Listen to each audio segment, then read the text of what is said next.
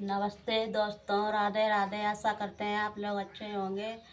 तो उसी दिन तो हमने आपको बताया था कि हमारे चाचा जी गुजर गए हैं। अब इसलिए हम ढोलक के वीडियो नहीं डाल पा रहे हैं। चाचा जी मेरे कोई बूढ़े नहीं थे, बिल्कुल नौजवान थे, बीमार हो गए।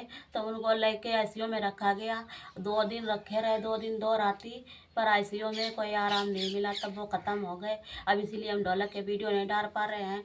आप लोग मुझे ऐसे सपोर्ट बनाए रखना। आप लोगों को हम एक कहानी सुनाएंगे, तो आप लोग सुन लेना, फिर बता देना कि कैसी लगी, एक बार कमेंट कर देना।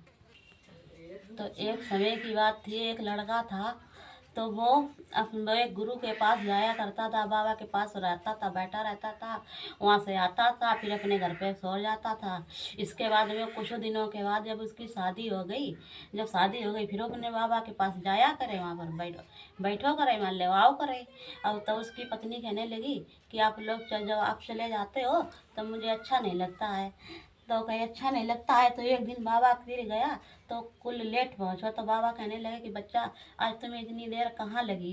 तो कहने लगी, जब मेरी शादी हो गई, मेरी पत्नी कहती है कि मुझे अच्छा नहीं लगता अकेले, इसलिए इसीलिए हमारे लेट हो गए। तो कहने लगे कि तुम्हारी पत्नी बहुत चाहती है? कि हाँ, कि बहुत चाहती है। तो कि ऐसा करो बेटा, तो तुम अपनी पत्नी की एक दिन परीक्षा ले लो। तो कहने लगे, बताओ बाबा कैसे परीक्षा लें? तो ले लें। तो बाबा ने कहा कि तुम यहाँ से जाना, तो तुम पर रहना, मान लो लेट जाना। इसके बाद में तुम कहीं हल्ला झुल्ला नहीं, मतलब सांख को साध जाना। और जब जगाए फिर देखना कौन तुम्हें चाहता, फिर इसके बाद में तुम ऐसे ही लेटे रहना। और जब सुबह होगी ना, तब हम भी आएंगे, फिर देखते हैं कौन चाहता है तुम्हें कौन नहीं। कहने लगा कि ठीक है बाबा जी, तो हम ऐसे ही करेंगे। और वहाँ से बाबा के पास गया, बैठा रहा कुछ देर समय तक, रात के 11-12 बजे तक। वहाँ से जब आया, तब अपने मतलब में यहाँ लेट गया। और लेट गया, और जो लेट जाने के बाद में उसने ऐसे ही अपने माल्य को साग को साध लिया। कहते यहाँ ले झूला नहीं, तब पत्नी गई, ईश्वर ढूंढाती रही, वो पत्नी बोला ही नहीं। जब बोला नहीं, तब पत्नी कहने लगी, पता नहीं इनको क्या हुआ। तब वो खूब तेज तेज छाती पर हाथ मार मार के रोने लगी। और जब रोने लगी, तब उसके सास ससुर आए, कहने लगे क्या हो गया? कहते हैं पता नहीं इनको क्या हो गया, बाबा के पास से आए और तब से लेट गए, तब से हम जगा रहे हैं, तब से जगे ही नहीं है। तो वो एक सेठ का लड़का था, वो अकेले ही था अपने घर पे।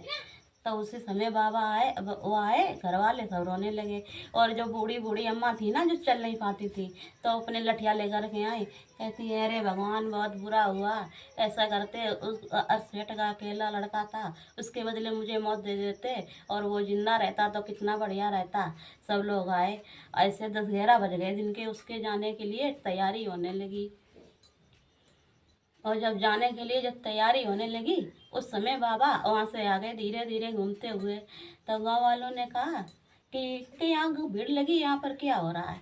कुछ नहीं बाबा, जो लड़का तुम्हारे पास जाया करता था, वो पता नहीं आज क्या हुआ रात में, तो वो कहीं ख़त्म हो गया।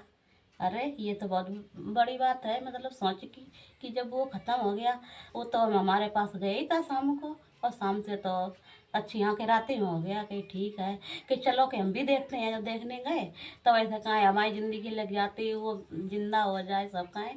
तो बाबा ने कहा कौन ज़िंदगी देना चाहता, तो ऐसा करो हम एक बात, तो ये हम काम करते हैं।